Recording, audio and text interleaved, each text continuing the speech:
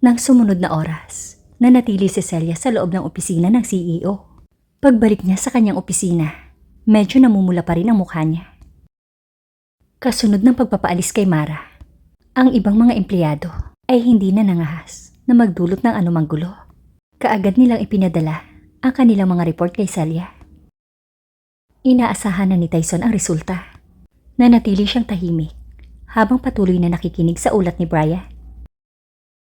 Sir, nalaman ko na si Mac ay nakik-out sa Hudson Group. Ngunit si Samuel ay regular na nakikipag-ugnayan sa kanya. Kung tutuusin, malamang na mahirap isagawa ang ating plano. Tumango si Tyson nang marinig ang sinabi ni Brian. Ipinikit niya ang kanyang mga mata at inisip ang susunod niyang yugto sa pagpapaunlad.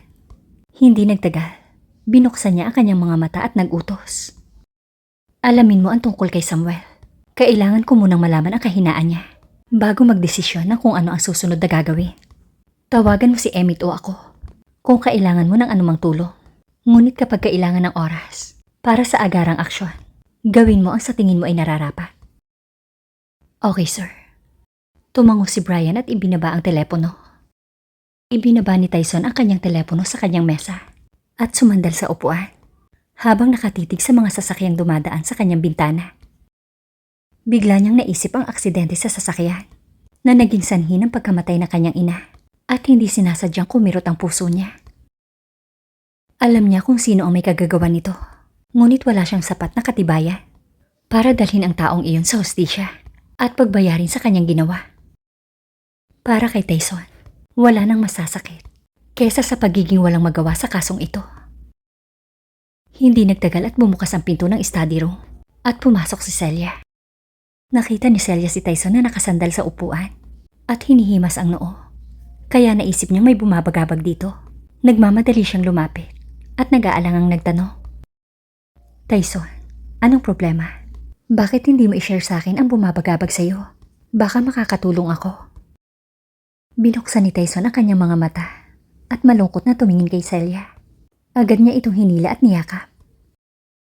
Wala lang. Iniisip ko lang ang nanay ko. Huwag kang malungkot, Tyson. Nandito ako para sa iyo. Salamat, sir. Bulong ni Tyson at mas hinigpitan pa ang pagkakayakap kay Celia. Iniyakap ni Celia ang kanyang mga braso sa leeg ni Tyson at hinalikan siya ni Tyson nang mapusok sa mga labi.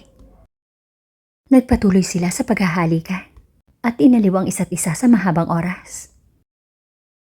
Kinabukasan, mas maagang nagising si Celia para maghanda ng almusal.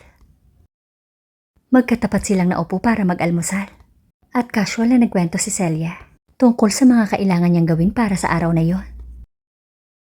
Dadalo nga pala ako sa bagong produkto ng Orky mamayang hapon. Hindi ko alam kung magkakaroon ng post-event celebration. Ipapaalam ko sa iyo ng maaga kung hindi ako makabalik sa hapunan. Nag-alala si Tyson nang maalala niya ang kakaibang nararamdaman ni Alec para kay Celia. Kaya sinabi niya, sasamahan kita. Hindi napansin ni Celia ang kakaibang ikinilos ni Tyson. Inakala niyang klingi lang ito at saka siya sumagot. No, Tyson. Na-appreciate ko na gusto mo akong samahan. Pero hindi mo naman talaga kailangan. Sigurado akong busy ka. Dahil nasa iyo na ang ilang mga proyekto ng Hudson Group. Huwag mong pagurin ang sarili mo dahil sa akin. Pero Sel, hindi ako dadalo sa event dahil lang sa iyo. Nakangiting protesta ni Tyson. Hindi mo ba natatandaan na ako si Nolan Reyes, ang CEO ng Shemsi Group? Normal lang sa akin na dumalo sa paglulunsad ng isang bagong produkto. Kasama ng aking mga empleyado, hindi ba? Walang ganang sumang-ayon si Celia dahil wala siyang mahanap na dahilan para tanggihan ito. Pagkatapos mag-almusal, nagtungo na sila sa kumpanya. Hindi nagtagal. Pagkarating nila sa kani-kanilang desk, dumating si Nora sa mesa ni Celia at dinalhan siya ng cookies na binake nito. Huwag kang mag-alala, hindi ka tataba dyan. Nakangiting sabi ni Nora sabay kinda. Inabot ni Nora ang cookies kay Celia at binalaan. Cel, kailangan mo bantayan si Jamie. Dahil sa biglaang babala, natulala si Celia.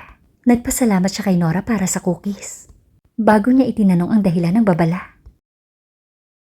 Hindi na nagdalawang isip pa si Nora. Kahapon, inalok niya akong bantayan si Nolan. Sinabi ko sa kanya na hindi ko kailangan ang tulong niya dahil meron akong kaibigan siya sa MC Group. Tinanong niya ako kung ikaw ba yon. Biglang nakonsensya si Celia. Hindi niya akalain na magiging tapat ang pakikitungo ni Nora sa kanya bilang kaibigan. Akala niya ay partner lang sila sa paglulunsad ng Orky ng bagong produkto at wala nang iba pa. Saglit siyang nag-alinlangan at hindi napigilang magtanong. Nora, ano ang gagawin mo kung malalaman mo ang pagsisinungaling ko sa iyo sa hinaharap? Nagulat si Nora sa tanong ni Celia. Ipagpapalagay na sana niya ang tanong bilang biro. Ngunit nakita niya ang pagkaseryoso sa mga mata ni Celia. Kaya seryoso niya itong pinag-isipan bago sumagot. Kung ang kasinungalingan ay hindi sumasalungat sa aking value system, hindi ako magagalit. At saka, nahihirapan akong magkaroon ng totoong mga kaibigan dahil sa background at trabaho ko. Kaya chine-cherish ko ang bawat kaibigan na meron ako.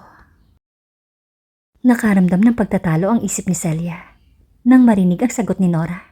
Sa isang banda, natutuwa siya na itinuturing siya nito bilang totoong kaibigan.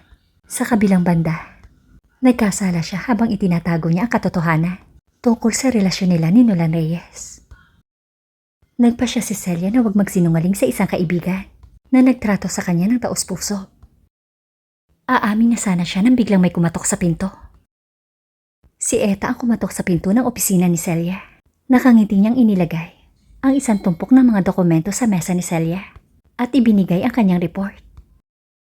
Nakangiting kumuha ng cookie si Eta at nagpaalam kay Nora bago muling lumingon kay Celia. Napakabait ni Miss Nora.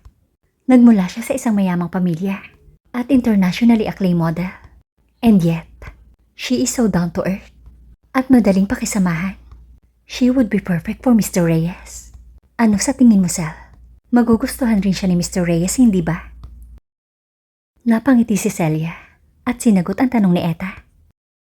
Tama ka, Eta. Bagay na bagay sila ni Mr. Reyes. Tama si Eta. Walang lalaking hindi mai-inlove kay Nora. Iniisip ni Celia kung ano kaya ang mangyayari kung hindi siya nakilala at pinakasalan ni Tyson. Siguradong mahuhulog si Tyson sa ganitong kagandahan. Napabuntong hininga si Celia bago bumalik sa kanyang trabaho. Sel, bakit tumakbo si Emmett na parang kakainin ko siya noong sinubukan kong pumunta sa room ni Mr. Reyes? Namula si Celia nang banggitin ni Nora si Mr. Reyes. Casual niyang tinanong si Nora. Why don't you give up, Nora? Baka may mahal na si Mr. Reyes. Napakaganda mong babae. Maaari mong makuha ang sino mang lalaking gusto mo. Umiling si Nora. Si Nolan Reyes lang ang gusto ko at kailangan kong makuha ang puso niya.